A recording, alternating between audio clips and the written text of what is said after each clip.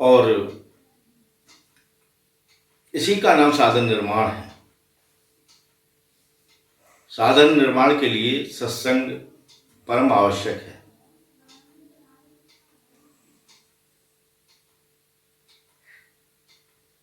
सत्य की प्राप्ति, परमात्मा की प्राप्ति हम चाहें धन के आधार पर हो जाए, नहीं हो सकती। यदि धन के आधार पर सत्य की प्राप्ति होती तो धनवानों को सत्य प्राप्त हो जाता, निर्बल वंचित रह जाते, निर्धन वंचित हो जाते। योग्यता के आधार पर अगर सत्य की प्राप्ति होती तो योग्यतावानों को सत्य मिल जाता, अयोग्य रह जाते। बल के आधार पर यदि सत्य की प्राप्ति होती, परमात्मा की प्राप्ति होती, तो बलवानों को सत्य मिल जाता, निर्बल सत्य से वंचित रह जाते।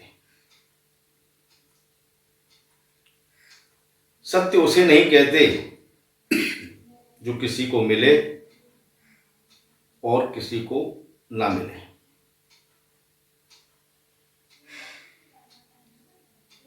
साधन के लिए किसी श्रम की अपेक्षा नहीं है, किसी श्रम साधन की अपेक्षा नहीं है, बल्कि श्रम रहित होने की आवश्यकता है। श्रम रहित होने के लिए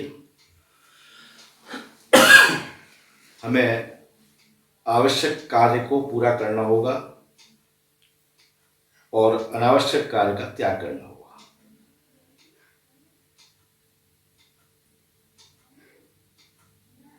इसके त्याग करते ही हमारा विश्राम में प्रवेश हो जाएगा, जिसमें कि भक्तों का भगवान, जिज्ञासुओं का तत्वज्ञान और भौतिकवादियों की चिर शांति मौजूद है।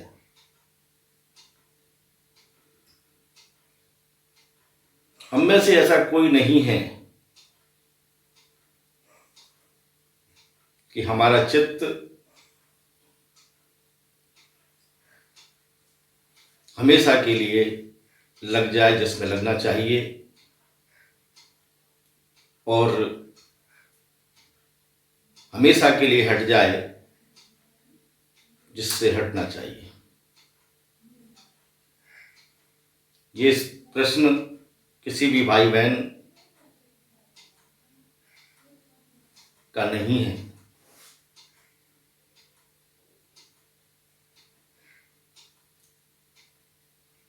चित्त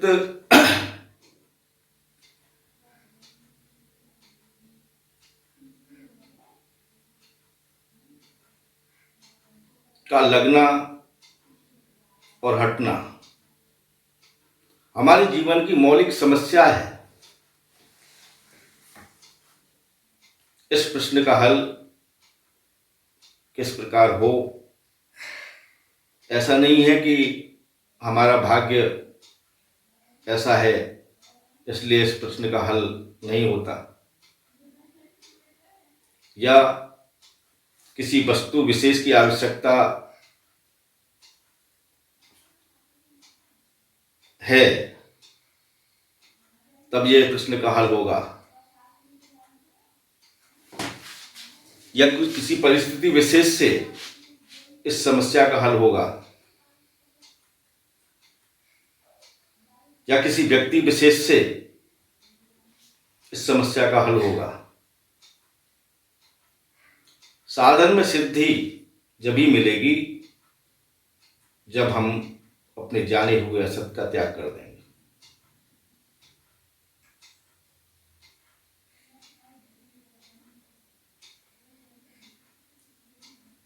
जिसे हम असत कहते हैं, असत करके जानते हैं,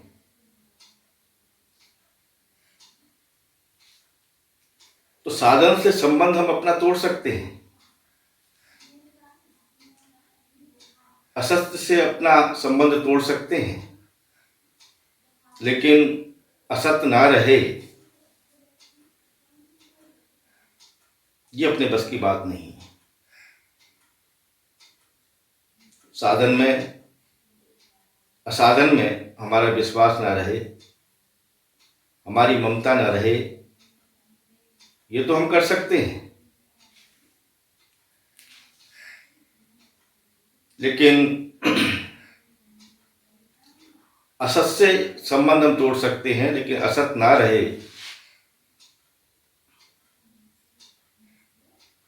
ये अपने बस की बात नहीं। तो जिसे हम असत करके जानते हैं, कहीं ऐसा तो नहीं उस असत की कामना हमारे जीवन में हो, उस असत की कामना ममता हमारे जीवन में हो, उस असत का दुरुपयोग हमारे जीवन में हो। यदि असत की कामना हमारे जीवन में है, ममता हमारे जीवन में है, दुरुपयोग हमारे जीवन में है, तो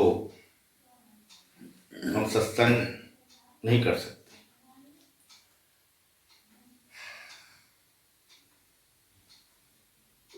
और सत्संग के बिना साधन की अभिव्यक्ति नहीं होगी।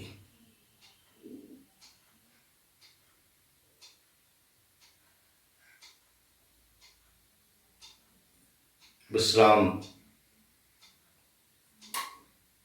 कम मिलता है जब हम जाने हुए असत का त्याग कर देते हैं। और असत किसे कहते हैं? जिससे हमारा नित्य संबंध ना हो।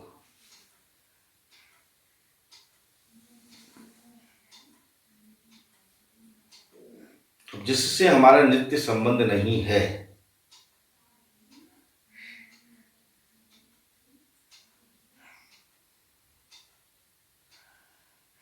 तो हमें विश्राम मिलना चाहिए।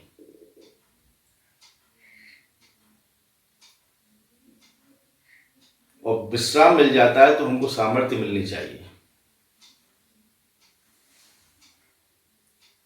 और सामर्थ्य जब हमें मिलेगी तो स्वाधीनता भी मिलेगी। और स्वाधीनता के आते ही जीवन में से जड़ता, पराधीनता, अभाव, नीरसता हमेशा के लिए चली जाएगी।